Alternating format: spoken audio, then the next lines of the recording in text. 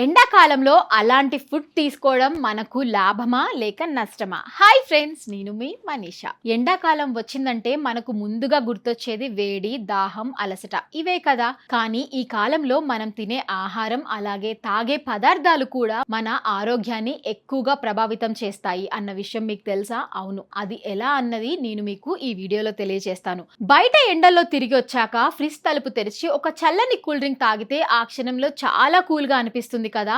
అదే real relief అని కూడా అనిపిస్తుంది. కానీ కొద్దిసేపటికి మళ్ళీ దాహం వేస్తుంది. ఎందుకంటే ఆ చల్లని పానీయం శరీరాన్ని చల్లబరచడం కాదు, తాత్కాలికంగా మాత్రమే ఆ ఫీలింగ్ ఇస్తుంది. అందులో ఉన్న చక్కెర, ఇతర పదార్థాల వల్ల మన శరీరం ఇంకా నీరసం వైపు వెళ్ళిపోతుంది.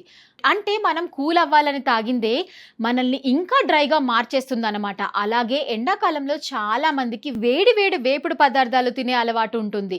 సమోసా, బజ్జీ, చిప్స్ ఇవన్నీ కూడా మనకి రుచిగా అనిపిస్తాయి. కానీ ఇవి అన్నీ కూడా జీర్ణక్రియను నెమ్మదిగా చేసి శరీరంలో వేడిని పెంచుతాయి. తిన్నాక శక్తి పెరగాల్సింది పోయి భారంగా, అలసటగా అనిపిస్తుంది. శరీరం లోపటే వేడి పెరిగి బయట ఉన్న ఎండతో కలిసి మరింత ఇబ్బంది కలిగిస్తుంది.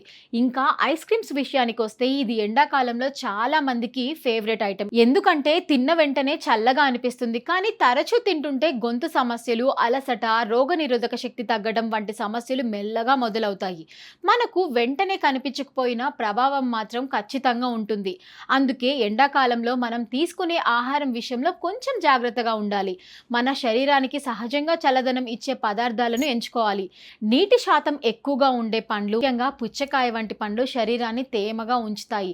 మజ్జిగ జీర్ణక్రియను సరిచేసి శరీరానికి చల్లదనం ఇస్తుంది. కొబ్బరి నీళ్లు సహజ శక్తిని ఇస్తూ శరీరాన్ని సమతుల్యంగా ఉంచుతుంది. ఇవి సాధారణమైనవే, కానీ ఎండాకాలంలో మన శరీరానికి అవసరమైన నిజమైన ఆహారం ఇవే.